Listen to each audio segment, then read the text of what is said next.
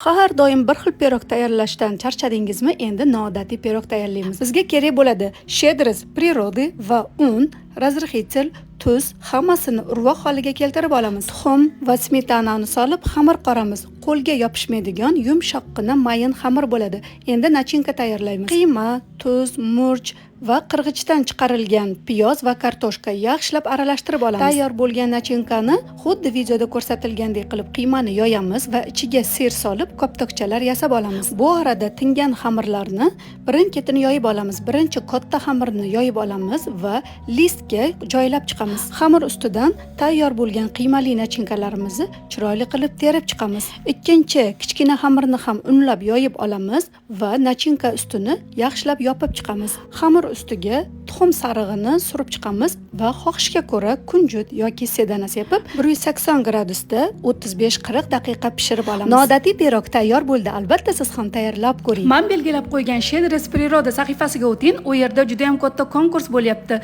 Oddiygina shartlarni bajarib, qimmatbaho 20 ta uzuk va Dyson to'plamini yutib oling.